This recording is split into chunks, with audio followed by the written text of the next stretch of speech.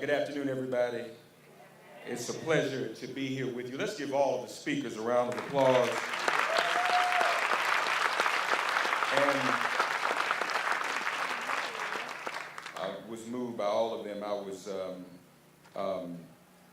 listening to all of the speakers. Shannon, I had the pleasure of knowing Dr. Dorothy Height, one of the pioneers in the YWCA. I was very moved by all the speakers, particularly the young people, Jay and Jamel, almost moved to tears. You know, they shouldn't have to live like that. And it's our duty as adults to make sure that they're not faced with all of those things that they're faced with. Mrs. King gave her life because Dr. King gave his. She gave hers by extension. They died in an effort to bring us all together. Not just black folk, but white folk, people of every color. Dr. King, in the words of J. Edgar Hoover, was the greatest threat to national security since the Civil War because he was bringing black and white together. And at that March for Our Lives, I was there. For the first time, you saw black and white young people, black and white parents together around the gun issue. Many black families worry about their young people either being killed by the police or being killed going to school or coming home from school. And now white parents and students worry about their young people losing their lives inside the school. So the gun issue has affected all of us. And I think if she were here, if he was here, they would want us all to make sure that those young people not have to live their lives in that way. Amen? Amen. I want to thank Myla for inviting me to be here, meeting her for the first time, and it's an honor. Let's congratulate her for the great work that Coretta Center is doing. To the president of the college, thank you. Thank him for his words. Wonderful to spend some time with the chair of the board as well. Give her a round of applause. And Barbara, who's coming behind me, some great times, some great moments to reminisce with her. I had the privilege of knowing Mrs. King. And I get a little emotional being here, thinking about her, knowing how important the struggle was to her. I had the privilege from the time I was a teenager to participate in every single anniversary of the March on Washington. And I always introduced the person who introduced her. I never got to introduce her, Myra, but I always introduced the next person that will introduce our main speaker, Mrs. King, will be whomever that was. And she truly was a beautiful person, a beautiful woman. She put herself on the line. The last struggle that Dr. King was killed for, the Vietnam War, she marched and joined the anti-war movement even before he did.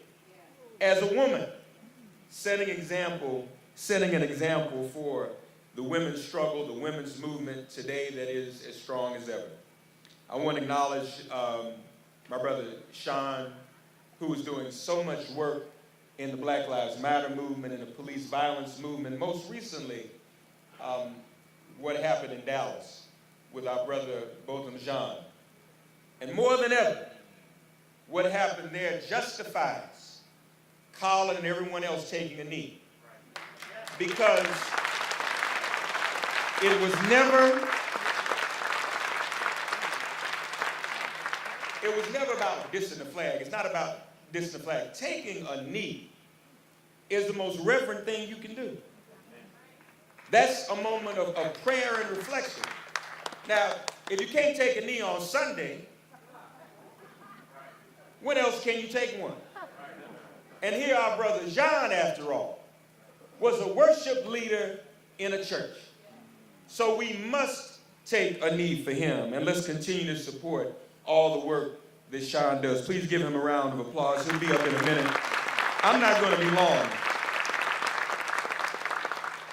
But I was privileged to go to the Women's March. I worked closely with the Women's March organization. I'm praying that it's not only a blue wave, but a pink wave.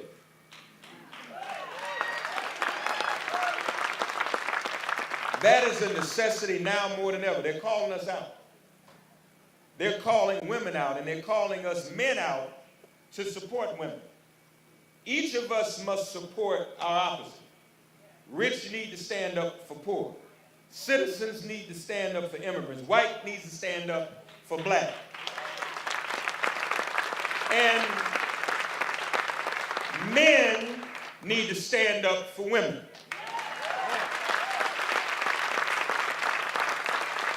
We are faced today with an existential test. No good Trump nominated Kavanaugh to challenge us and to test us. A man who has been alleged with rape is going to be appointed to the Supreme Court unless we do something about it. And we all must stand up in this regard. Now, America was built on rape. Baseball, hot dogs, apple pie, and rape. And I don't mean to be so graphic, but we need to tell the whole truth. Because when the settlers first got here, the first thing they did was rape and pillage the Native Americans who were already here. And then as soon as they began to enslave my ancestors, my great-great-great-grandmothers, they raped them as well. Rape is not about sex, it's about the abuse of power. And if Kavanaugh is allowed on the court, he's going to abuse his power when it comes to guns. He's going to abuse his power when it comes to the environment. He's going to abuse his power when it comes to police violence and health care and voting rights and ultimately women's rights. And so we must do all we can to stop him. Some thought it wasn't important enough to get out and vote in 2016, unfortunately. I hope we've learned our lesson. And then some folk just took for granted, well, she's going to win anyway. And then others, even some women, were too hard on her as a woman. You know, those of us who come from historically oppressed and discriminated groups tend to be harder on each other. Crabs in a barrel. So I listen to someone, well, she's not the right woman, Margaret. What woman is? She's the only woman right now. And those who voted for Trump, I hope that they've learned their lesson. This is the second time we've been through this. First with Clarence Thomas, and now with Kavanaugh. Lastly, let me just say, you know, as a millennial, I still like comics. So I watch all the Marvel movies and Marvel TV shows on Netflix. How many of you all watch The Iron Fist? Well, this is a little spoiler if you haven't already seen the current season. But in The Iron Fist, Danny Rand says to his girlfriend Colleen, it's time for you, a woman, to take the Iron Fist. You will know what better to do with it than we have. Men have been fighting over the Iron Fist for centuries. But it's time for a woman to hold the Iron Fist. I think that's true right here and right now, in this moment in America. It's time for women to stand up in this upcoming midterm election.